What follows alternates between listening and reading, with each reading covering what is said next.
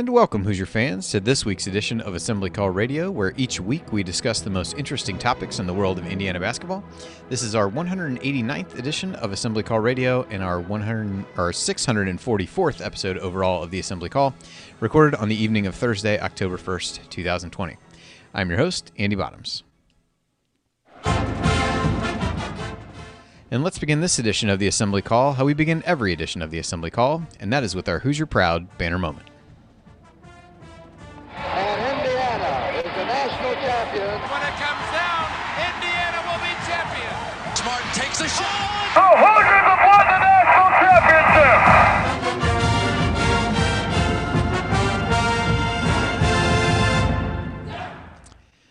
On another week that was light on Indiana basketball news, there really aren't a whole lot of things to pick from. We're starting to see some scheduling details leak out about some other programs, but nothing definitive for IU at this point. They did have workouts resume after a pause. I think that's taken place at the very least since the last time that I was on the show. So that's positive news, but I'll stick with Trayce Jackson-Davis falling inside the top 5 of the list that Inside the Hall and Dylan Burkhardt of UMHoops put out each year. They're through. They've released numbers 6 through 25 so far, which we'll be talking about later in the show. And that, barring a real surprise, Trayce is going to be in the top 5. And I think as you look forward to next season, he's really always been the piece that you looked at and said, the excitement builds because you have a guy like that coming back that performed so well as a freshman, and you think about what he can do with an offseason of development, making that leap to become a sophomore and really expanding his game and continuing to build upon the strengths that he showed from a rebounding perspective, the ability to score inside, get to the free throw line. So I think he is the main reason that people are excited for this season. He's got a good supporting cast that we're all excited to talk about, but any team that really wants to challenge for whether this team can challenge for a Big Ten title, that might be a bridge too far, but at least as we've talked about expectations and really trying to have a team that falls in the top 5 of the league, it's hard to do that without a guy who, without at least one player who really sets himself apart and is thought of as a first-team all-league type of guy, and Trayce is certainly that as we head into the season, and we're hopeful that the season proves that out as we go along, and we'll find out at the end of it, all things, once everything is all said and done. So with that, let me introduce my esteemed co-host for this week's show. First off, to my left. He remembers the days when a movie cost $1. Heaven help you if you ever decide to pop your collar.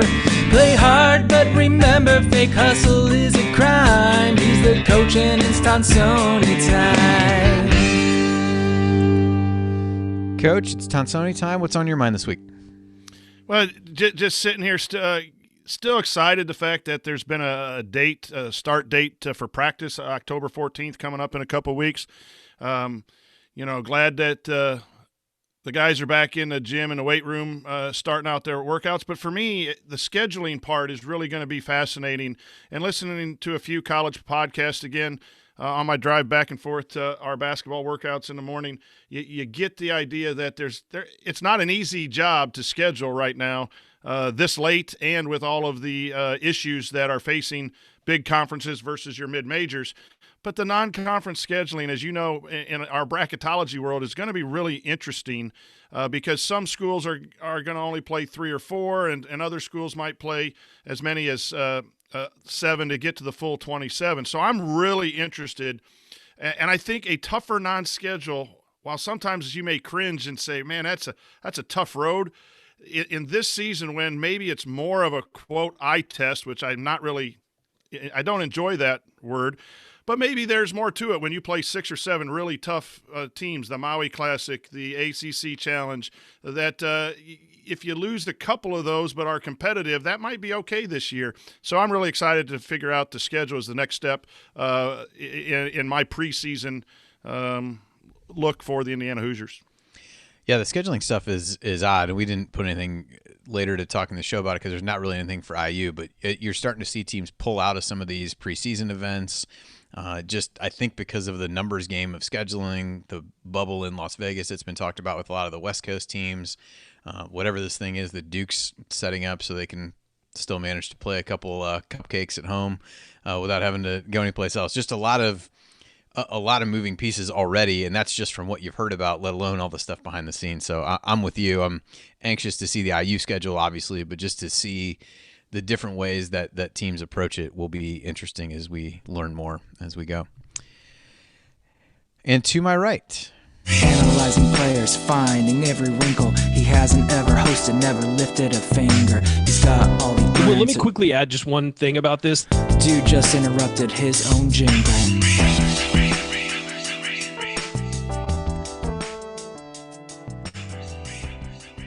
interestingly enough, earlier this week, an email came across that made me think that we might have to rework part of the beginning of that, where Ryan typed the words "I can host" if something else happened. We later found out that he meant co-host. He was not in any way volunteering to do that. But for a moment there, I thought we were going to have to reach out to Bob Thompson to get an edited version of the song. But alas, here I am, and the song remains unchanged. Ryan, what is your rant about the last week on IU Sports? First off, I just want to or the apologize. Padres, perhaps. Yeah, I just want to apologize to everybody listening. The San Diego Padres are in the postseason for the first time in 14 years, and I'm currently watching. We're recording this Thursday night, so I'm currently watching them just destroy my soul and get swept out of the playoffs by the Cardinals. So if I'm at all distracted, it's because I've muted myself and I'm screaming exceptionally loud profanity in my apartment.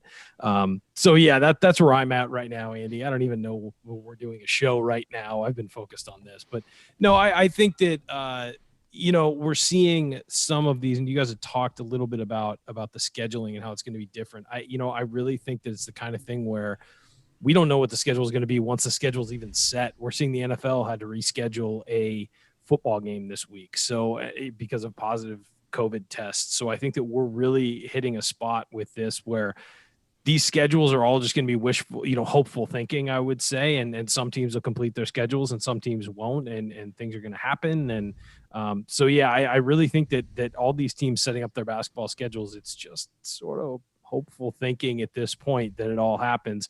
Or there's going to be changes, there's going to be edits, and we have to be prepared for that. Yes, well, as a Reds fan, I can assure you that I have no desire to talk about postseason baseball. So let's move on. This week on the show, we're going to talk through a few Hoosier headlines, which, as I said before, are a little bit tough to come by, and then we'll spend the bulk of the show talking about the Big Ten top 25 players. Look at where the IU players fit in, how many made it, just the general distribution of that, and go through a few questions to see if there are guys that we thought were over or underrated in the process. Go ahead and log our complaints to Alex and Dylan on that, and then we'll answer your questions in the final segment as we always do. All that coming up this week on Assembly Call Radio. And before we get to all that, a quick announcement: please continue to support our friends at Homefield at homefieldapparel.com by using the promo code Assembly20. They continue to roll out new schools as part of their Big News Saturday. This week, they've been less secretive, although I think they've given pretty good hints for all of them at this point. But North Carolina A&T will be the school this week, the first historically black college that they'll be rolling out. And part of that, I believe, a portion of the proceeds, they're going to the, I think the NAACP fund of some kind. One of you guys can check me on that, but I know they're donating part of the proceeds, which I thought was cool, and really underscores just the kind of people that Connor and the folks there are. So definitely excited to see what those designs look like, and you can check that out at homefieldapparel.com. And again, you can save 20% by using the promo code Assembly20.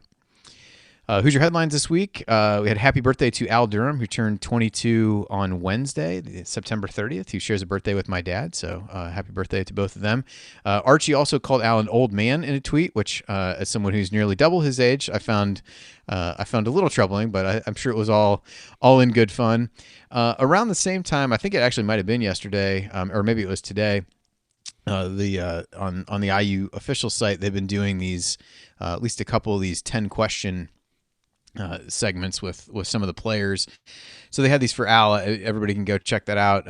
One of them, Ryan, that I know you'll be glad to hear about. Question 2: what teammate of yours is poised for a breakout year and why?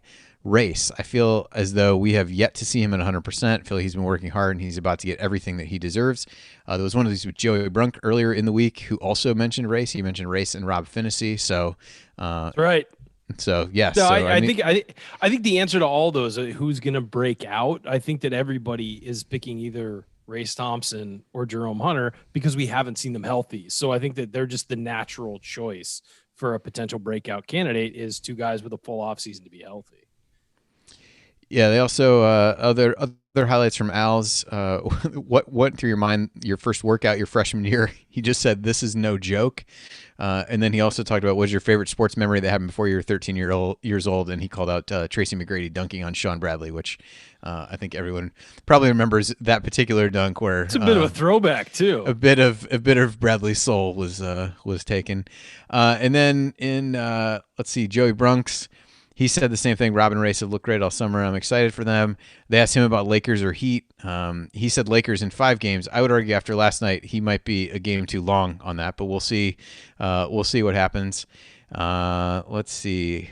What else did they have here? Anything good? Indianapolis Colts and St. Louis Cardinals are his professional sports teams, so he might be enjoying the game a little bit more than Ryan is right now. But I think a good way for them to give people a little bit of a chance to get to know a bit about the guys. I don't know, Coach, if you had a chance to read that or any birthday wishes for Al that you wanted to throw in.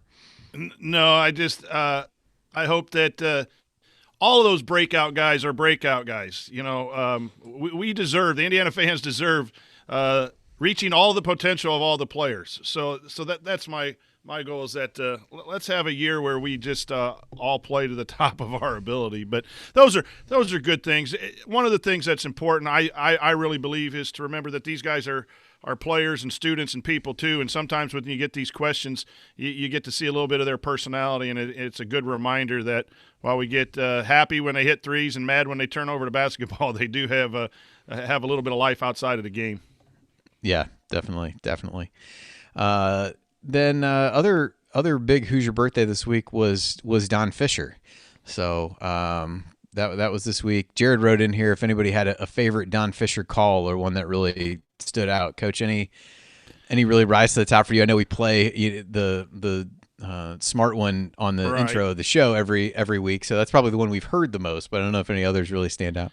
Well, anything where you hear his voice. I mean, it's just Indiana sports when you hear Don Fisher on the broadcast. And, I haven't had a chance to really sit down and talk to him or meet him, but my son, when he was a manager, said that Don Fisher's one of the nicest guys that you've ever met, would take time to get to know all the people in the basketball program, and that doesn't surprise me. And happy birthday to Don. I hope that he can continue going on and on and on, because whoever has to replace him is going to have some huge shoes to fill. But happy birthday, Don, and thanks for all you do. You make when we can't tune into the television, you make and sometimes even when we tune into the television, we find your voice to be soothing.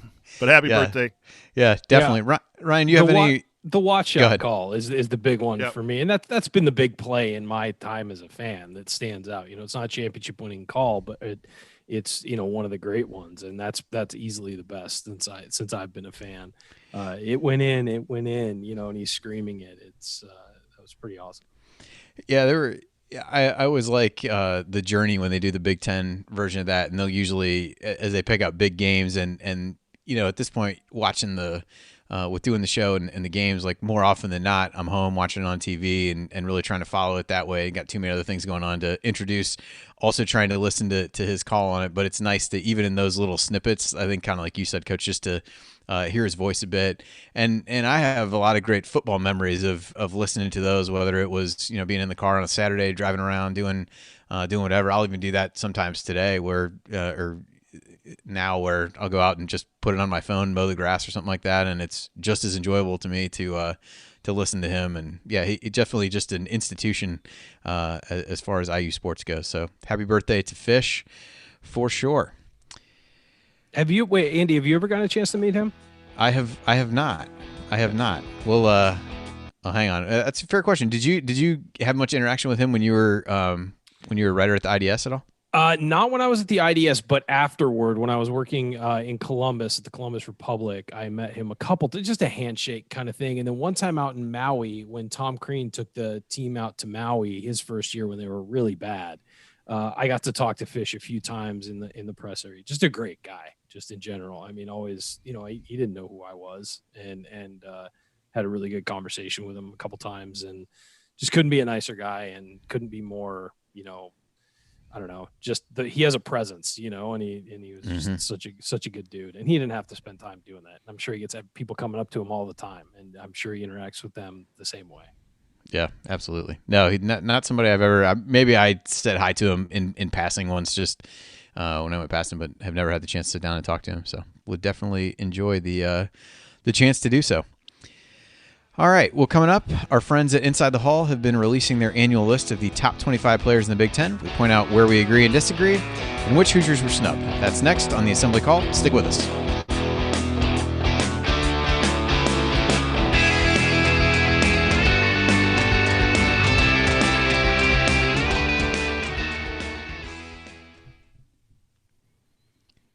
All righty. Well, welcome, everyone. Manny Machado beats out an infield single, and they ground into a double play. Nice. I mean, at least guys, if you want to know why that, at least your team has scored. I mean, if you want to know, guys, why Indiana hasn't won a title since 2000, or since I became a fan in 2003, it's because of me. All of my teams are cursed. I'm just letting you know ahead of time. You can blame me. I'm fine with it. Hey, shout out to chat mobber Kent Davis. He drove up and played the new golf course. Shot a 79, played with Laskowski, and played with Rab Johns. When did it open? It's a 79. The dude that's great. Nice. I mean, that's got like 9 hole-in-ones on his career. You ever get a chance to talk to Ken? He's a really solid dude. Congratulations, My buddy I grew up with here in San Diego hit a hole-in-one in the IU golf course years and years and years ago. He came down for another friend of ours' graduation, and during the graduation, we weren't going to go to the actual graduation. We were going to celebrate afterward. And so during graduation, he actually went and played golf because there was nobody there. And he hit a hole-in-one, and we didn't believe him because there was nobody on the course except for the guy and his son were with him.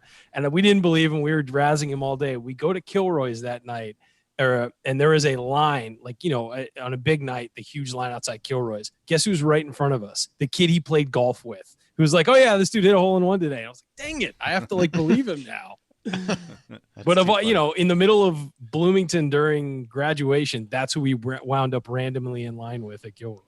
Yeah, it's been open now for a little while. They've totally redone it, and I've heard nothing but I haven't been. It was already a great course. Years. Yeah, I haven't been a regular golfer for years, so I don't play much. But Chris Williams, who plays a lot down there, a lot of good things about the course. Opened up in June. That's awesome. Yeah, it was always a really pristine, well-kept, awesome course. So I'm glad I remember when they started redoing it. I remember what it looked like. Also, in between segments, shout out to everyone for your support of Ben and Robbie Malcolmson from the Hoosier Heartland podcast. They lost their older brother. He's had a few years of medical conditions.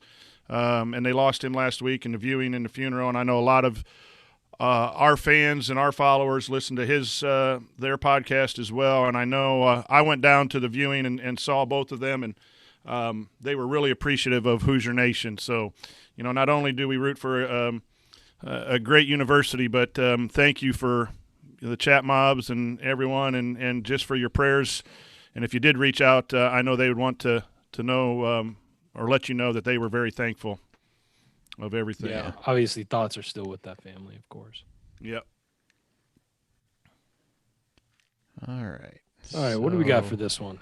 All right. We just got the old top 25. So I might just do a little bit the same way where I'll kind of give it in 5% increments. Not that we necessarily have to talk about somebody from every 5, although there's probably a piece we can take out. But honestly, it's been so long.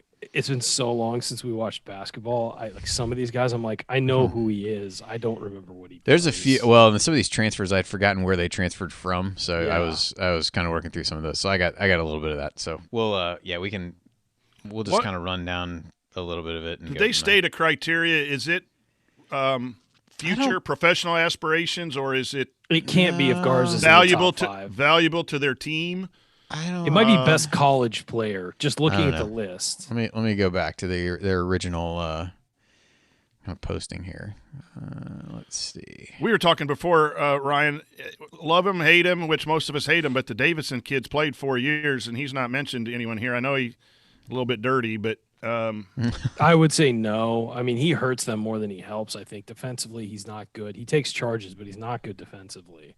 yeah, I think he'd be at the very top, or at least in the also considered. In the considered, 4-year. yeah. Maybe, yeah. But it's They not don't like really double give. They digits don't really score. give. There at least as it's put on here. They don't really give criteria necessarily. So I mean, I'm if sure Garza Alex is in will the probably have top a podcast five, out about it next week. But if- yeah, it's if- definitely not if- NBA. yeah, if Garza's in the top five, it can't be the NBA because he's like a worse version NBA wise of Frank Kaminsky, like because he can move less. You know what I mean? Like he's a great college player and is going to put up huge numbers, but. Geo Baker. No one likes Geo. I like Geo. He's I know that Alex and the other and Dylan are both pretty into a lot of the advanced stats. I'm not sure Geo Baker performs particularly well in those, but yeah, he's a solid player. He wants the ball. Not man. afraid to take it. Not afraid to take a big shot. That's for sure. That's right. Onions. Give me onions any day. You know, who also wasn't afraid Over to take a big shot. Stats. Devontae All right, Green. there we are. I knew that was All coming. right. All right. I'm done. All right, Never well, afraid to take a shot. Absolutely not. All right. True, All right. We'll true. get started. All right. We'll get started here in a second.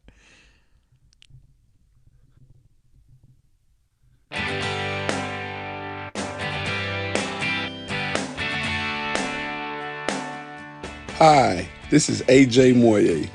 What's the only thing better than upsetting Duke in the Sweet 16? Celebrating it with friends afterwards. Join Jared, Andy, Ryan, and Coach for the assembly call after every IU basketball game. Go Hoosiers!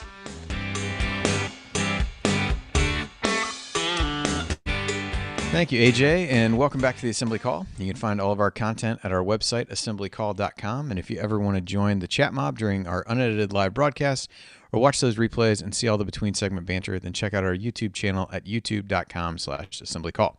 I'm Andy Bottoms here with the coach Brian Tonsoni and the shot doctor Ryan Phillips. And the main thing we wanted to touch on tonight was that friends at Inside the Hall and UMHoops, as they've done for I'm not sure how many years running at this point, they put out a list of their top 25 Big Ten players heading into each season. So I wanted to run that down. I'm going to do these the little bit the same way they do in terms of listing off 5 at a time, and we'll maybe pick a guy out to talk about from that. So starting at number 25, you've got Liam Robbins of Minnesota. He's a transfer from Drake. That became immediately eligible. Adam Miller, a freshman from Illinois. I'll at least give the schools for the ones that are newcomers at least.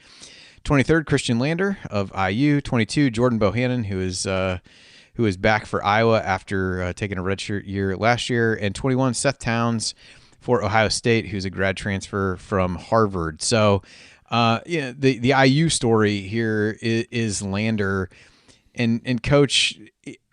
This is probably the hard part of their exercise, and I think Alex typically puts out a podcast about this and kind of talks through some of that.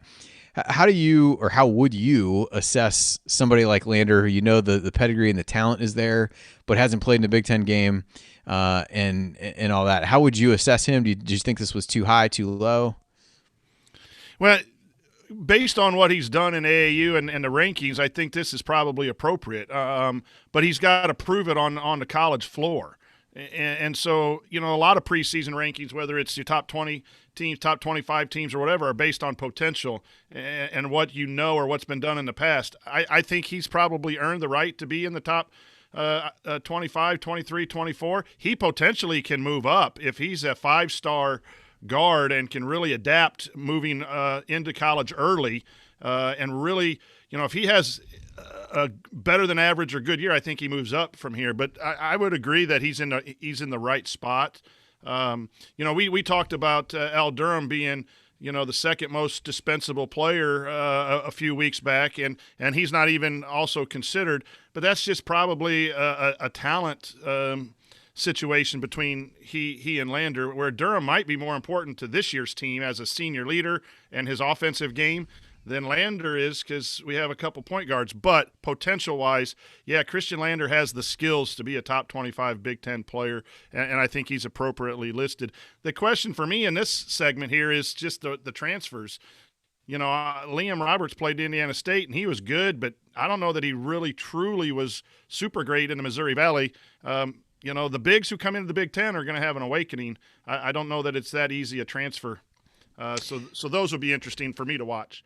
Yeah, the Towns one is interesting given his injury history and things like that at Ohio State. Always been a really talented guy when he's been healthy at Harvard, but that has been more the exception than the rule. So we'll get into the next five here. Number 20, Justice Suing, an Ohio State guy, a transfer from Cal, although he was in the program last year and sat out. So he was a decent scorer for a pretty bad Cal team, but he's there. You've got Eric Hunter, number 19 from Purdue, Geo Baker, 18th from Rutgers, Demetric Trice at 17 from Wisconsin, and Myron Jones at 16th from Penn State. Ryan, any of these guys stand out as potentially too high or too low? We talked about Geo Baker a little bit in the break, just because I think he's gotten some flack because of where Andy Katz had him ranked as in terms of like top guys coming back in college basketball. But he was one we talked a little bit about in the break, at least. Yeah, I think Eric Hunter will be interesting for Purdue, quite frankly. He's a guy who's, a junior. He was sort of in that same Indiana guard class as Rob Finney, and it looks like he's going to have the opportunity to really step up this year. Does he do it? I think that's what's going to be fascinating is can he live up to the billing that essentially when he came in, he was a guy they really pinpointed as somebody who would, be a big piece for them. And he's been good, but does he take that next step now that some other guys are gone and take over as a lead guard for them? Yeah, I think he was definitely one that stood out to me. I was really impressed with the jump he made from a freshman to a sophomore. I think some of that goes to not having to play a whole lot as a freshman and being able to be around some of the veterans that they had on that team. Myron Jones is another interesting one for me with no Lamar Stevens. What does that mean for him? Certainly more shots to go around, but having Stevens there was also more a guy attention. who created a lot of space for him, and he shot 40% from three, but is he able to do that again? But as a younger guy, I was fairly impressed with him. And I know, Coach, you were talking about Geo Baker, that you like guys who aren't afraid to take big shots. Ryan, I won't let Ryan chime in again with his counterpoint I'll stay out of it. to said argument, but I know you were talking about him a little bit. No, I do like closers, and it's not only the desire to take big shots. You got to make a few every once in a while, and that's ultimately what's going to be the difference in Geo Baker moving up in the top 15 or moving down, is whether his stats and his percentages, as was mentioned in between segments. But I like Geo Baker a lot more than a lot of people do, just because I think if the game's close, he can take it over. And they got a couple. We are going to talk about the other Rutgers guy that just have a little bit of a toughness and a swagger to them offensively, and so that's why I kind of enjoy watching Geo Baker play. It's a good segue to 15 through 11. So 15 is Ron Harper Jr. from Rutgers. 14, Joey Hauser, the Marquette transfer at Michigan State. 13, Rocket Watts from Michigan State as well. 12, Nate Reavers. And 11, Marcus Carr from Minnesota. I think a number of guys in this group could have reasonable arguments to be in the top 10. Rocket Watts is the one that I'm most interested in, just because I think if you want to believe in him, you're going to say this ranking is too low because of how well he played by the end of the year last year. If you don't, you're going to say that was a product of being on the floor with Cassius Winston. And maybe the truth is somewhere in the middle, but I think he's one that has a pretty wide range of outcomes within this group as well. Marcus Carr played really well. Again, doesn't have Oturu to get the ball to, but I thought he was a really solid guard for Minnesota. So some interesting guys in here. Anybody in particular, if you had to pick one of these guys, Coach, that you'd say, hey, this should have been a guy that's in the top 10? Is there one of these five that stands out to you? Marcus Carr, for me, kind of dabbled in maybe going pro, and then is sitting here at 11. Obviously the success of your team is going to influence some of this a little bit. Minnesota has some question marks of where they're going to end up. Are they a team in the rise that can get to 8 or 9 in the Big Ten and maybe make the NCAA tournament? But I think he's skilled enough. If there's enough around him that he just doesn't have to play hero ball. Some of the guys below him in this next 6 to 10, they're nice pieces, but they're also pieces in a system. As opposed to just individually skilled basketball players. So, again, that comes down to your criteria of how you're going to rank them. Guys from Wisconsin aren't individually talented better than some of these other guys, but they're successful because of the system, and they're able to score because of the system. And does that make them better basketball players on this list, or is it just they're right now in a system that's more established? But I think Marcus Carr is a young man to watch as far as his influence on the Big Ten this year. Yes, and as we get in from 6 through 10, this is the group that was revealed on Thursday. 10 is Joe Wieskamp from Iowa. 9, Aaron Henry from Michigan State. 8, Isaiah Livers from Michigan. 7, Travion Williams from Purdue. And 6, Micah Potter from Wisconsin. Ryan, I would hesitate to give you the chance to talk about Wisconsin guys. So does Potter seem too high? Is the gap between him and Nate Reavers too big between 6 and 12? Give us your thoughts on Wisconsin big men as an aficionado of such things. I'm going to pass on this one, but I do have someone to talk about on this list, and it's Joe Wieskamp, and he's number 10. I think that might be too high. If you look at last year's number, he did score more, but his 3-point percentage dropped by 8 points. He shot about the same amount of 3-pointers. It dropped by 8 points. His field goal percentage dropped by 6 points. He wasn't the knockdown guy you're absolutely terrified of last year that he was previously. He scored more points because he had more responsibility and played 5 more minutes per game. But I was shocked to see that his numbers actually went down, the peripheral numbers. He shot better from the free throw line, which is probably had a lot to do with that point total going up, shooting more from the free throw line and playing a bit more.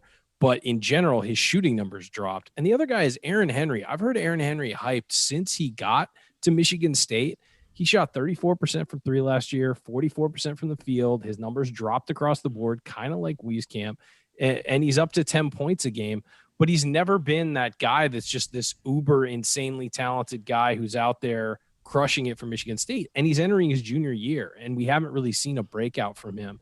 So I'll be interested to see what both of those guys do. I feel like they're hyped because people didn't really examine what happened last year, and they're kind of hyped on their reputations, aside from the fact that they didn't really come through last year when more was counted upon. The narrative is better than their performance. That's what I feel for both of those. So I agree. And when you look at the guys we just talked about, Rocket Watts and Marcus Carr, potential-wise, right? I'm not sure their stats are better than the stats of those two guys that we met. But, if I were drafting a team, would I take Wieskamp or would I take Marcus Carr on my team? Again, depending on the strategy of how you wanted to play.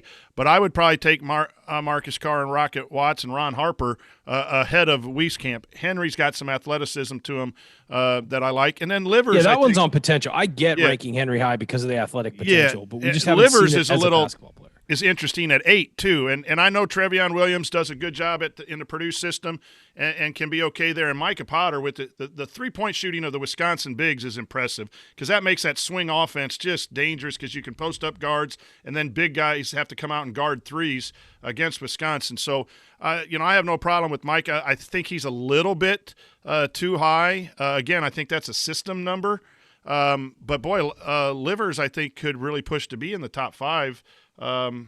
For Michigan. So this is an interesting grouping right here of rankings that came out. Yeah, I've Livers, his ability to stretch the floor, and really when he got hurt last year was when they started to tail off a little bit and struggle. Question for him. That's what so many of these guys, even in Aaron Henry, if you couldn't perform or really make a leap alongside Cassius Winston and Xavier Tillman and guys who defenses really had to account for, are you able to do that now that those guys are gone? I think perhaps the same can be said of Livers, where you're breaking in new point guard and some of those kinds of scenarios. So definitely an interesting group. The Micah Potter, Travion Williams, they're the ones who are probably in the least fluid situations, at least from last year, because even Wieskamp could lose shots with Bohannon coming back and things like that. So that leaves the top 5. Now 4 of these top 5 were pretty easy to figure out. You've got Luka Garza, you've got Ayo Dosunmu, you've got Kofi Coburn, and you've got Trace Jackson Davis. The other one we're assuming is Franz Wagner. I don't really know who else it would be. I don't see any scenario in which Alex would allow Brad Davison to be ranked anywhere near. Clearly, not anywhere near this list. What about Josh Langford? Is he coming back? I don't. Or is his I injury think still dealing with the injury? Last I saw, he was coming back. I'm not sure that's been totally clear yet. So I guess it could be him. I don't know. So we're assuming Wagner for the purposes of this. Maybe tomorrow morning we'll find out that we're wrong. So I think he would have to be fifth no matter what. And then you've got those other four, which I think those other four were probably the layups of the group. So the Wagner one is surprising, assuming that's right. I don't want to linger on that too much in case it turns out we're completely wrong about that. But I guess of those other guys, let's put it this way. Who do you have at number one? Coach, I feel like I have an idea, but I'm going. Someone said it on Twitter. I'm going with IU. I think he's the best all-around player. Offensively, the closer that I've talked about and will continue to talk about. Just heard his coach about where better shooting, and he's been in the gym trying to extend his range. Felt that he didn't have as good a shooting performance last year as possible, so it seems like he's a little bit hungry. And then, right behind him is Trace Jackson Davis for me. And I know everyone's going to say Garza. Yeah, Garza get 30, and Iowa gives up 98. I'm impressed by your offensive ability, but I think DeSumo and Trace Jackson Davis are going to be more complete players fighting for player of the year, and I think that's going to be an upset unless the narrative just takes over that you got to give it to Garza because of points per game. Ryan, what about you? Would you have Io at number one, or do you go Garza? Io is number one for me, and then I've got Trace Jackson Davis and Coburn right back to back. I don't know who you put first. I have them basically tied because they both can contribute in different ways and help you, and so I like both of those guys, and then I would put Garza right after them. Not a lot is given to rebounding and intimidation in the lane.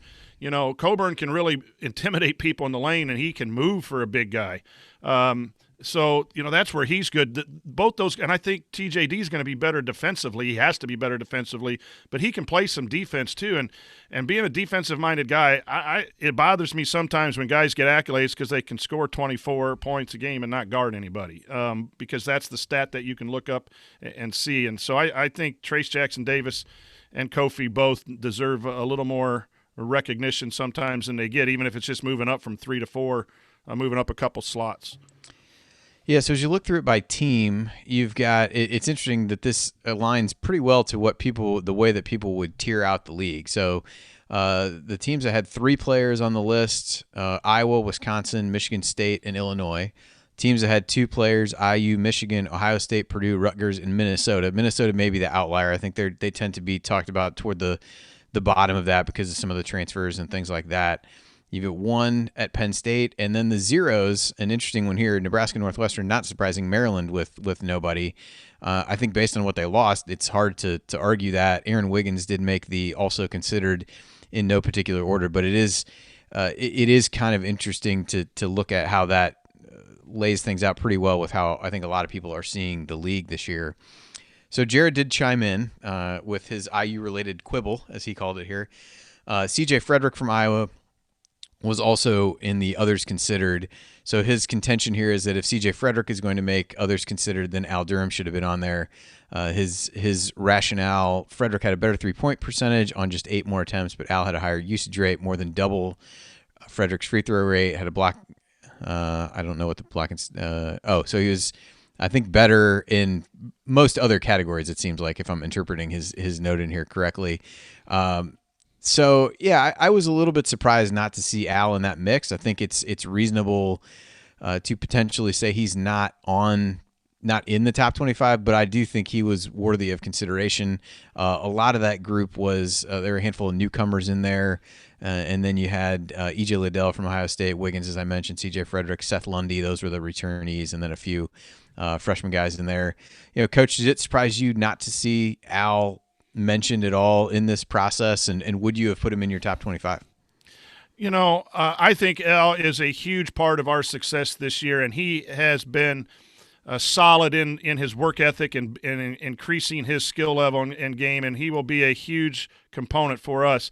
Do I think he's a top 25 player in the Big Ten? No, but I don't think he needs to be to help Indiana. I'm going to forget the guy that graduated, Feliz from Illinois last year. Out and break out and score 18 to 20 points at some point, and he had all the things that they needed over there. You don't need to be a top, all Big Ten type of player to be productive. So it didn't surprise me because, he was a top, 240 recruit coming in. He wasn't a really hugely heralded recruit when he came in. He's made himself into a solid Big Ten player, just not a top 25. If anything, C.J. Frederick's in the same boat and shouldn't even been considered as well, would probably be the way that I would have gone with it. Yeah, I don't think Al's belongs on the list. Maybe in the others considering, others receiving consideration or something like that. But I don't think Al belongs in the top 25 players in the Big Ten until he proves it, and he's got to prove it this year. We saw growth from him. We saw some individual games where I thought he played well, but we need a consistent thing. And if you're going to knock him, if you're going to knock Garza as coach did for defensively, Al had his defensive mishaps last year a lot. And so you can't just, if it's all about offense, you're not considering the back end of the floor, and he needs to be better defensively. I think has that ability. And I think at times he looked much better, but he's got to do it consistently. So yeah, until he does that on both ends of the floor, I think that you can't put him on this list. I'm not into a lot of false motivation stuff and bulletin board material stuff, but at some point I'd have a couple guards in my office saying, you know what, people don't think you're in the top 30 of the Big Ten, Rob Finney and L. Durham, and I think differently. I believe in you, but so we're going to have a little bit of chip on our shoulder to prove to some of these people. And I know that they're good people, so I'm not really criticizing the list because this list I think is pretty on point. A little difference at the 21 through 25 for me, but I think it's a solid list. But you could use that a little bit of motivation. Just got to be careful not to use too much of that because it wears out quickly, I think, in the coaching world. But, hey, we got something to prove for a couple players who really are important for Indiana's success. All right, so real quick, Coach, I'll go to you first. Who on here stands out as being the most overrated, and then we'll just rapid fire these. So who was most overrated on the list in your eyes? The most overrated, I'm going to go down to I like I said, I had some issues with the 21 through 25, but I don't know if that's necessarily overrated. I think those were fair. I'm going to go down with Wieskamp at 10, along with what Ryan said. I think both Micah Potter and Trevion Williams aren't the 6th and 7th best players. I think their stats might be 6th or 7th. I think there's some players in the top 15 that'll move ahead of those. So those are the ones that come to mind for overrated. Ryan, what about you? I'd say Wieskamp or Aaron Henry, the two I mentioned. I think that they're overrated. And again, but I do acknowledge that both of them could come out and have great years. But if we're going on what we've seen, I think they're both overrated. Yeah, I probably would go with those. I think if Wagner is in the top 5, that feels, again, maybe there's the pedigree from his brother. Maybe that's part of it. I don't know. But yeah, I think those guys, just assuming that, especially with Henry, that he's going to be that much more successful without the guys that were around him. I think he showed some great flashes as a freshman, but didn't see that same jump as a sophomore. So I think in that range is probably there. All right, Coach, most underrated in your eyes then on the list. I'm going to go, I've mentioned it earlier, Marcus Carr. I think he's going to be, everything for Minnesota, and I think he's poised to have a real solid year. That would be one. But really, I think 13 through 15, Watts, Hauser, and Harper can really impact their teams this year. So, and I just think those three are a little bit underrated on this list. They definitely would be, closer to 10, 9, 10, 11 if I had to make some rearranging. I don't think they're misplaced a whole lot, but that's who's on my list of underrated. Ryan, what about you? I'll do some fan service here. Christian Lander is underrated. How about that? I think he's a top 20 player in the Big Ten. I think he's got to prove it. I agree. But I think he's got to prove it yet. But that's a five-star point guard. Just hanging over him, right? But that's a five-star top point guard in the country. That gets you in the top 20, I think. Yeah, for me, I'd probably have had Marcus Carr a a bit higher. The other guy that I really think could take another leap is Eric Hunter. I hate to give too much credit to Purdue guys here, but I mean, you look his year 1 to year 2, he makes another step up as a guy that really struck me as becoming a leader on that team. And just you've seen the trajectory of some of the guys that they've had in the backcourt go through that. I think he could end up outperforming that. It's probably fair where he's at now, but I think he's a guy who could make a bit of a jump for sure. All right, well, good work by Alex and Dylan as always, and good to actually talk about some basketball stuff. So we'll take that anytime that we can get it. So coming up in our third segment, we're going to answer your questions as we always do. So stick with us here on the Assembly Call.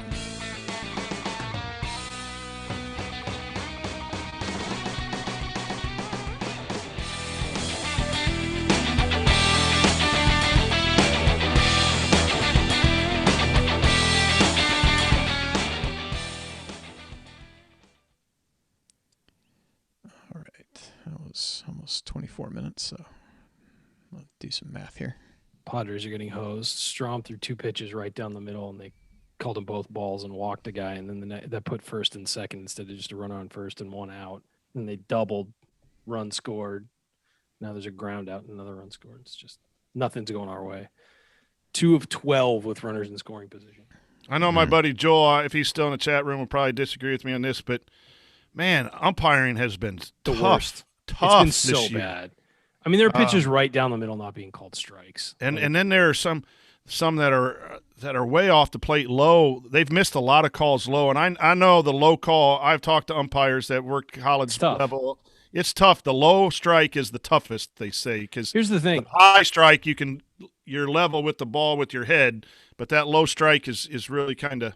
I don't mind it's just been brutal. I don't mind if high school umpires and low-level college umpires miss calls, like college umpires miss calls. I don't mind that. Major League Baseball umpires should not be missing this many calls. They should not, and they shouldn't be as far off as they are. I mean, you had a guy the other day, Padres actually benefited from it last game of the year, who had he missed 27 calls, and some of them were as much as 6 inches off the plate. It's just like Rob Drake was his name. Yes, Rob Drake is the one. Yes, and that's inexcusable. And the problem is there's no consequences for it. He's going to be an umpire next year again, and he's going to be behind the plate again, and he's probably going to he's in the playoffs. I mean, he's umpiring the playoffs. That changes games, and it changes games for the worst. It's one thing. It's a guy's an inch off the plate and he's consistent with it. Okay. That's fine. I get that. That's fine. That's just the way he sees it. But if you're 6 inches off the plate and you're giving it sometimes and not other times, that's just no.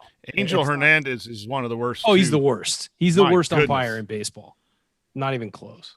He makes Bo Borowski look good. When you get paid as much as these guys do, you have to, and this is your full-time job, you have to be better at it. There's no excuses. It's been so long I haven't seen Bo Borowski in 6 months. That's the one good thing about the quarantine. That has been good. We haven't seen his ugly butt officiate a game. Yeah, they had. I don't know who it was that was doing the Reds game. I think it was Saturday or Sunday. And the guy's the catcher framing the pitch is moving his glove so much. I was like, you can't get fooled by that every single time. No. It's almost on the ground, and he probably raised it a foot, and he's like, "Up, strike." I was like, "Are you that gullible to try to do that?" I don't know who it was because we missed the beginning of it when they announced who they were. But if only that was the Reds' problem in the games. Country Joe West has been brought up in the chat room. Yeah, he's Joe West. We'll just leave him alone.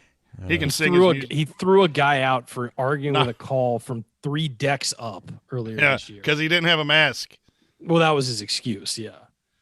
It's because he was yelling at him. No, but it's it changes games for the worse, and it makes them unwatchable. I mean, when for my coaching buddy Jeff Marlowe, I'll say it one more time. Bo Borowski. He told me not to say it again. Bo Borowski.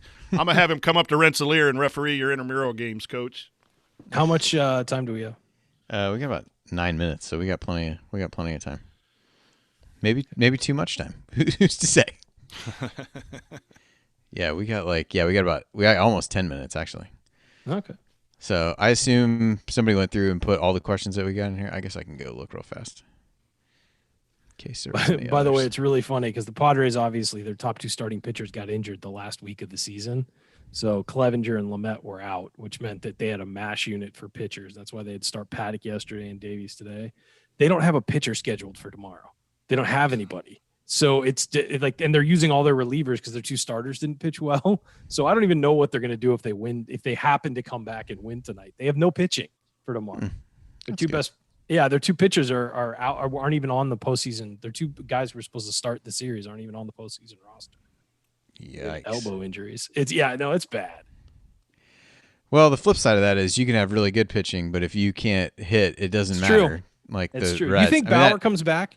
I don't know. I don't know what they're going to offer him, but I mean, he only wants a 1-year contract. He said that before. So he was absolutely fantastic yesterday. He wins the Cy Young. I mean, he's going to win the Cy Young. There's no question. I don't think. Yeah, he's a different kind of dude, but he is.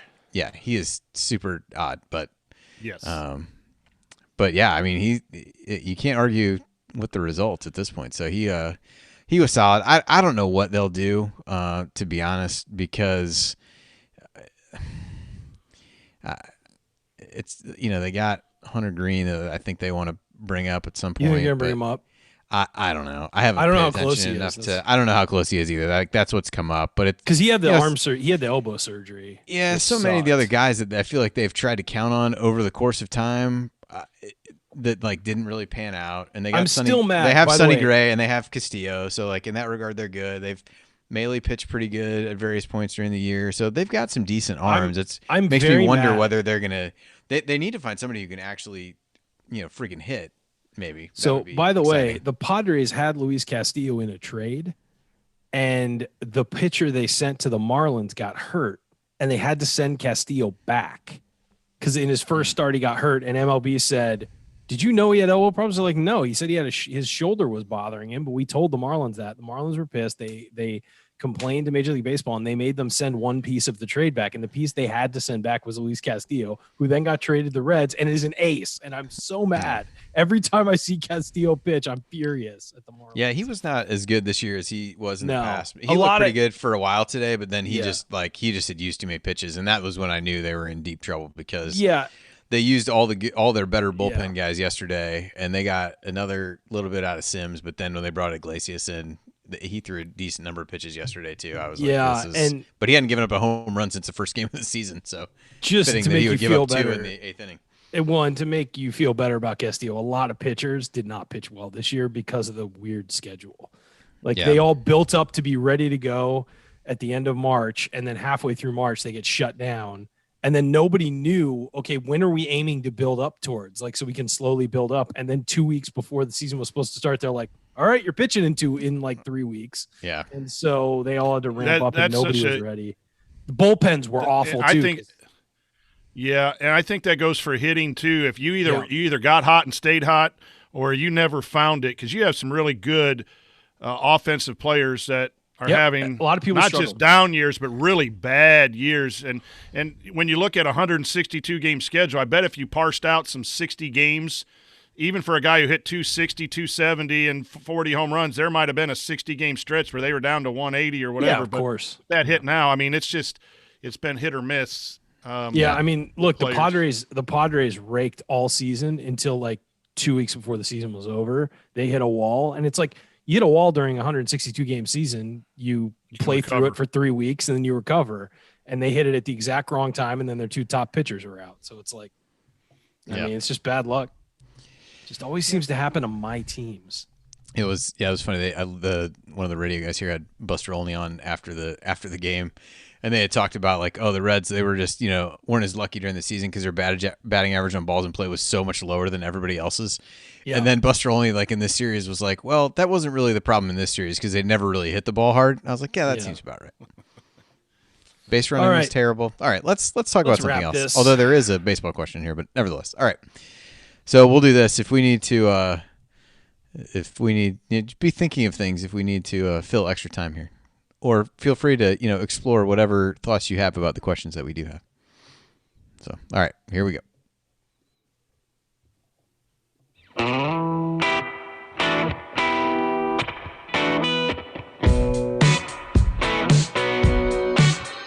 This is Jordan Halls, and I never miss a shot or an episode of the Assembly Call.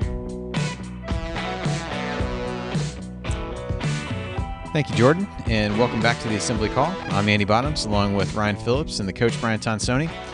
And remember, you need to be subscribed to our email newsletter. We send out a weekly IU News Roundup, even during the offseason, and after every game, we send out a detailed post-game analysis.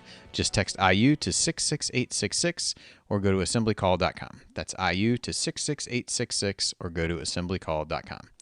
Now time for our mailbag. Questions submitted via our private IU basketball discussion community, which you can learn more about at assemblycall.com/community. First question is from Brian, not the coach.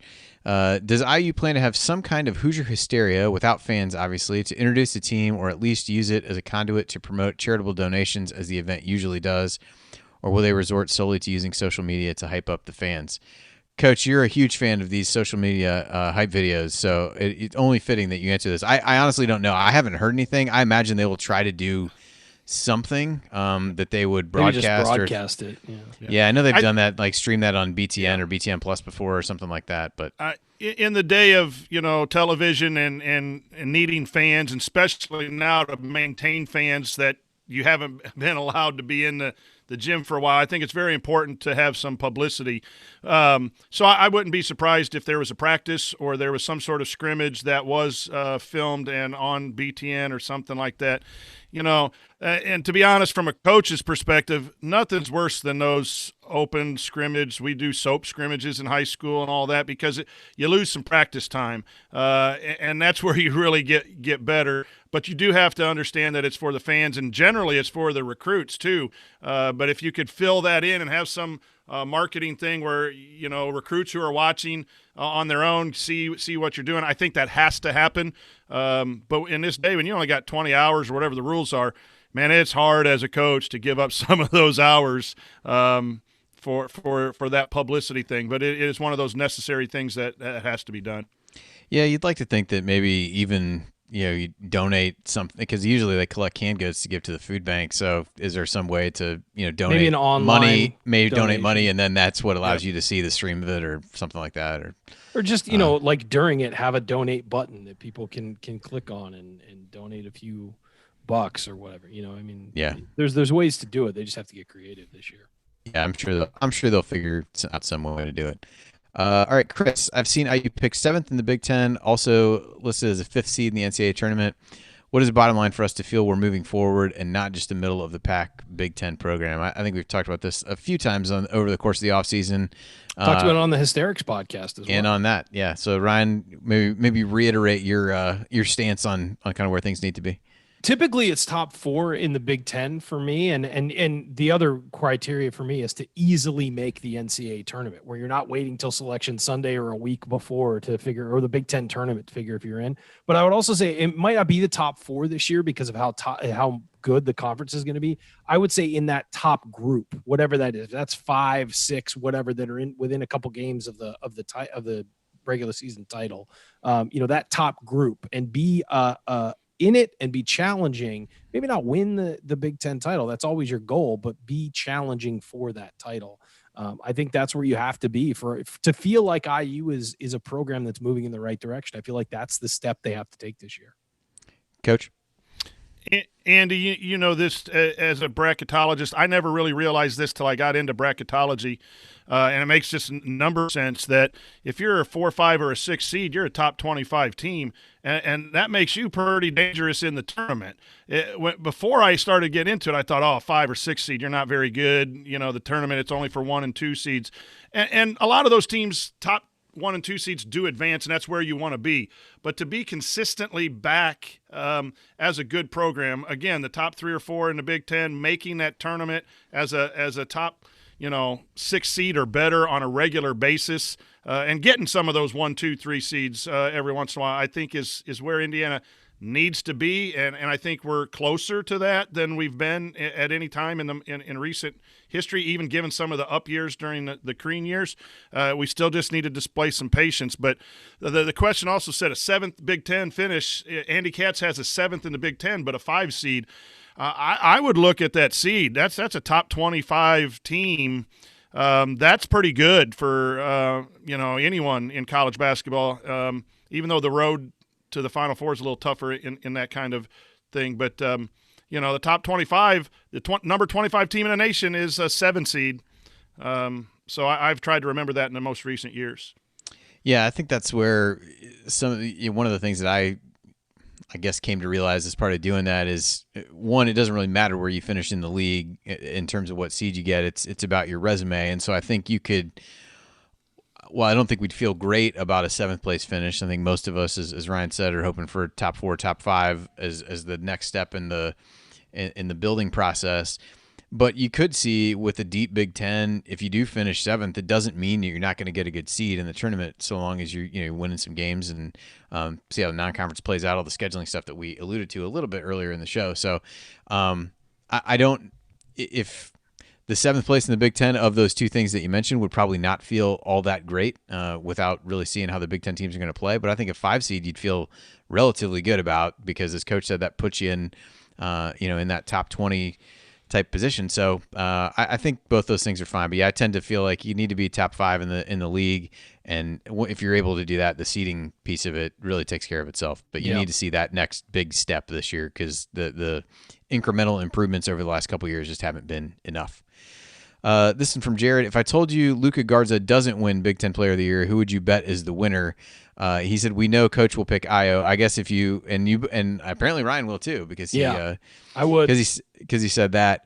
That feels the most likely, because I think even if Wisconsin was to win the league, because a lot of times it'll come from a team that finishes really high in the league. If Wisconsin won the league, I don't know that one guy really stands out above everybody else to a point where, oh yeah, Micah Potter is the guy, or Nate Reavers is the guy, or whatever that case might be. So I would tend to say Io, just because he's probably going to put up numbers either way, and it seems really unlikely that they fall out of the top 2 of the league. So I think that's probably a clean sweep. Any dark horse candidates on that one from anybody?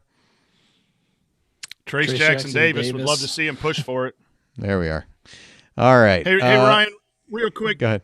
I mean, if we have time, when you hear interviews from players, you learn a little bit about their swagger on the court. When I had a chance to listen to IU talk, I'm not into the pop your collar stuff, but I am into the real confident, I want the ball. And boy, in his press conferences, he lets you know that he's there to win and not mess around.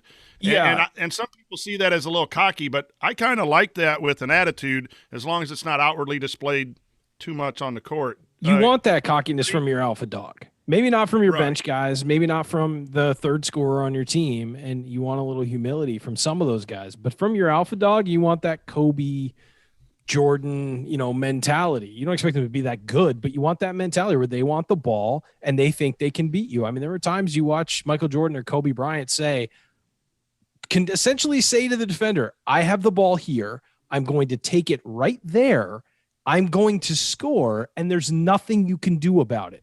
You want that attitude. And I think Io does have that. I mean, you've seen him hit enough big shots last year to know that that's a guy who has confidence in himself to the point where he always thinks he's going to come through.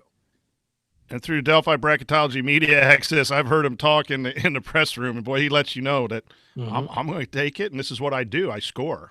That's why I got the ball. I mean, he's a great interview.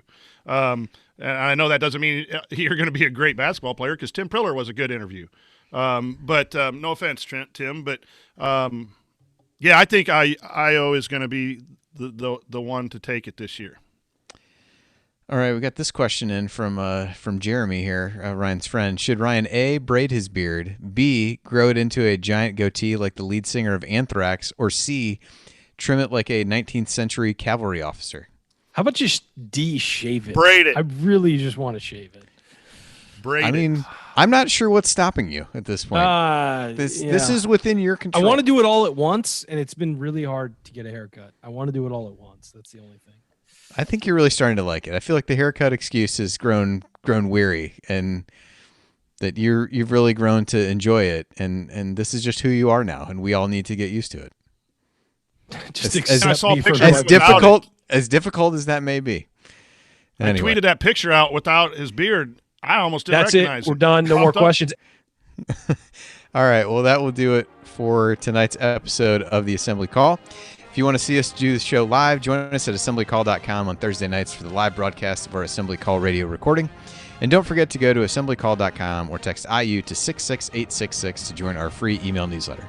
Special thanks to Bob Thompson for producing most of the music you hear on the show. And thank you for listening. We'll talk to you again next Thursday night. Until then, take it from me, AJ Moye. Keep your elbows in, eyes on the rim, and go Hoosiers. Thank everybody for coming out. All right, I got to get out of here, folks. Thank you. All righty. All right, guys, I'm going to watch the Padres and then go wander in traffic. So you have a great rest of your evening, everybody. Thanks for listening and tuning in. Chat Mob, you need to start a Ryan's Beard Twitter account. Oh, really? So the other day, it was my mom's birthday, and my sister and my niece called to FaceTime while we were at dinner. And I just took the phone, and they were just laughing, obviously, because how could you see this and not laugh? And I just took the camera right into the beard, and they were so freaked out by it. That's terrifying. All right, I'm gonna go watch Tattoo Strike Out again. Okay. Bye, guys. Right. Appreciate luck, it. All right, Yeah. enjoy yourself. Hey, you got guys on base. Yeah. That has not been a good recipe for him in this series. He's left 10, 5 in each game. That seems high. Dude's a player, though. He is. Yeah. He's pushing. He's pressing too hard. Yeah. Barry Bonds was like 3 for 50 or something when early in his career in the playoffs. No, I mean they're young. They're super young, and they don't have their starting pitching. I mean, what did we expect? But he's just you wanted to come through on one of these. At least try and take it to a third game, but they're just not coming through. Yeah. All right. Well, good luck. All Maybe right. things will turn around. I hope so. Later, guys. All right. Cool. Later. Yeah, I skipped the other question that Jared had in here was about which baseball team has the brighter future of the White Sox, Cubs, Reds, or Padres. I really am in no position to answer this question after watching the Reds go 22 innings over the last 2 days without scoring. So I would be hard pressed to come up with a reasonable argument that they would be the answer to this question. Yeah. It's probably hard to pick against the Padres given the. Hey, he just hit a home run too. Tatis just hit a 3-run home run. See, apparently all Ryan needed to do was get off the show. He shouldn't have been on the show. That's his fault. Hey, no, I think it's the White Sox. I mean, you got teams like I'm a Cubs fan, so Cardinals, Reds, White Sox, those are rivalries. I don't necessarily like to see them win. Respect you guys. Jeff Marlowe's a big Reds fan. You're a Reds fan. Respect that. My son's a Cardinals fan. But the White Sox, talent-wise, if they can get some consistent pitching, I know they lost today, but they're pretty solid. I think this Padres organization with the deep farm system, I think the Cubs are on the slope down. As much as I hate to say that, they're going to have to break up their team and try to get some prospects and make a small drop and then another bump up maybe, like you've seen maybe the Red Sox or something do. That's their best case scenario. Your Reds are good, but I just think those young teams, the Padres and the White Sox, whew. Yeah, to have the good farm system is not something that Reds have been blessed with lately, so we'll see what happens. Yeah, but it goes quickly. Like the Cubs had really good farm system, and that's why they won in 2015, 2016, and then they traded a lot of it to win, and now they're decimated. No pitching, it's tough. It's tough to win. Yeah. Well, at least I've got the Eagles to – oh, well, no, never mind. They're terrible too, so everything is – Oh, my gosh, what's happened to them? Part of it is injuries, I will say. I mean, their offensive line has just been ravaged and the receiver core, but I'm not sure they've made smart decisions in terms of like who they've paid money to. They tried to get out from under Alshon Jeffrey. Nobody wanted him. They signed Deshaun Jackson a couple years ago, and then he's missed basically all of last year outside of the first game, has missed most of, been on and off the field this year, which I think is kind of what you got to expect. And they've just whiffed on draft picks, like guys they could have picked when they took Arcega-Whiteside, who's been an abject disaster. And, some of these guys. You didn't trade up to get the number 2 pick in the draft and pick Mitch Trubisky like my Bears did. Well, I know. Well, then now everybody, because they spent that higher pick on Jalen Hurts, then they're starting to get the like, oh, well, should you see what you got in him? And they say they don't want to do it. Well, like you used a relatively high pick to get him. So what's your plan for that when you could have used other things? So I don't know. The injuries have not. And helped, I find it, but Wentz looks. I mean, he just looks terrible, no confidence, whatever else. And then it's like who he's throwing the ball to is. There was a guy last week. I was like, I don't even know who the hell this guy is. So, and I'm sitting there watching. Everybody here is excited. Being in Cincinnati, everybody's excited because like Joe Burrow, even though they haven't won, like that kid looks to be the real deal. It's so funny again after the quarantine and everything, no sports and everyone wanting sports back, and then all of a sudden sports comes back and everyone hates their teams again. Whatever fan. And in the some Cubs can't small hit, way, the Reds can't everything hit. is back At least to that's a normal. little better. Yeah, everything's back to normal because we all hate our teams. Teams again. Yeah.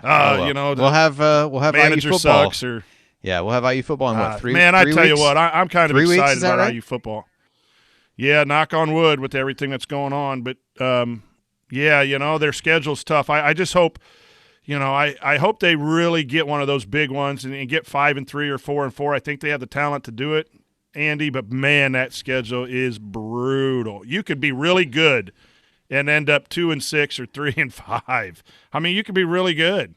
Yeah, that is. Yeah, that's you have a bad break in a winnable game, a turnover, pick six, something that changes a Maryland game or a Purdue game, and then you got your 5 monster games. Although Michigan State and Penn State are down a little bit, or not Penn State, but Michigan State should be one we get. Ooh, yeah. I think they're going to be fun to watch. Yeah, I mean, I think if they come out, find a way to win one of the two of Penn State and Michigan somehow in those first few weeks. Yeah. You got the Rutgers one in the middle where you feel pretty good about. I mean, if you come out of that stretch, you've got one of those, you get yourself a little momentum. The Michigan State game, like you said, I think is more winnable than it might be in most years. Then you play Ohio State, whatever. But, you've got a chance if you can win one of those first couple. If you go, 0 for those first couple big ones, then that Michigan State game all of a sudden becomes really, really important to get back to 2-2 before you go to Ohio State. So everyone should be thankful who's still around the chat mob, and I know Andy and I are because the Padres just tied it up. And if Ryan were still here, the show would just be dead. We'd have to listen to him go on and on about how great the Padres are. So be thankful that he left. Man, I'm telling you, my son's ticked upstairs. I can tell. I'm telling you, he's gonna wish that he had hopped off here earlier. So we're not getting him on next week's show if he advances. Oh, absolutely not. No. So, Coach, I feel like you said this before, and then we can wrap up. So how did you, as a Cubs fan, have a son, or are both of your sons Cardinals fans? Poor parenting. As simple as that. No, I was fortunate enough to get them to be IU fans first and foremost, taking them to tailgates early and watching IU basketball. So I got them to do that.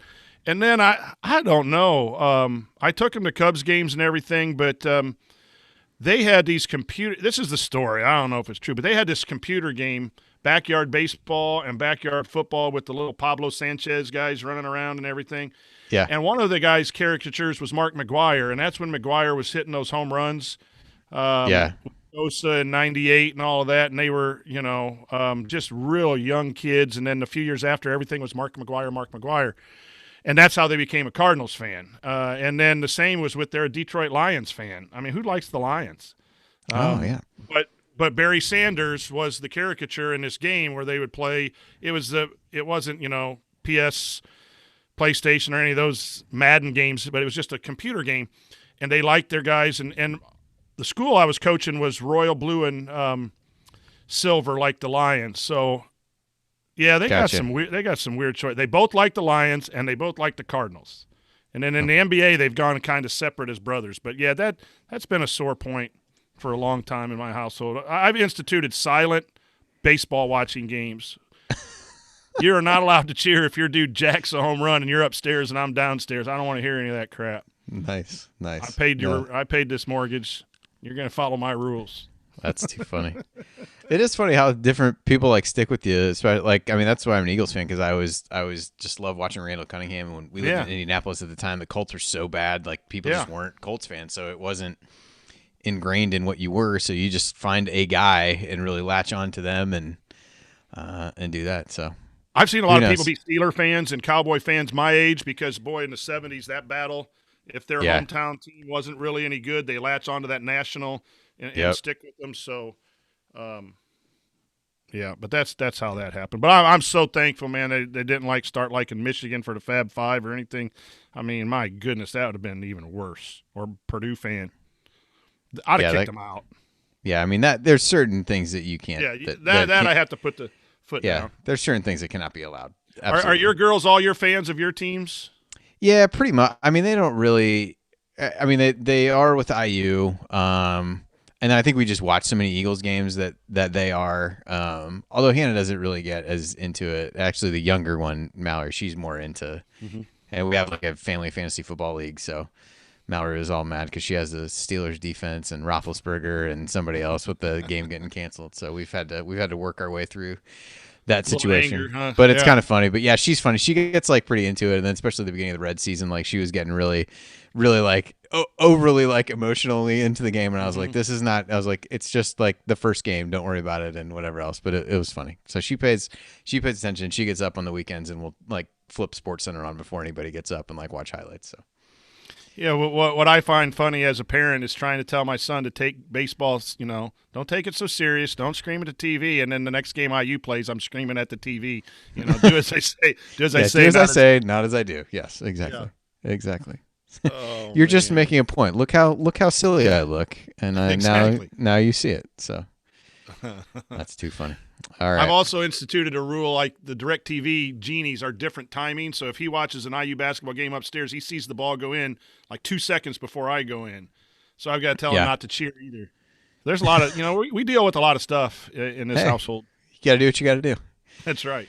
Got to do what you got to do. Hey, tell the family I said hello. Tell Jen to hang in there teaching. I feel the stress. It's major. And it's not like our job is like a lot of jobs where, in factories and that, I understand that. But just tell her that I support her from afar, and especially as her being an elementary teacher. Whoa. She's a gem. Well, we same to you and your family, and go enjoy the rest of the baseball game. And thanks, everybody, for joining us. And peace, some everyone. combination of us will be back next week. So, everybody, stay safe.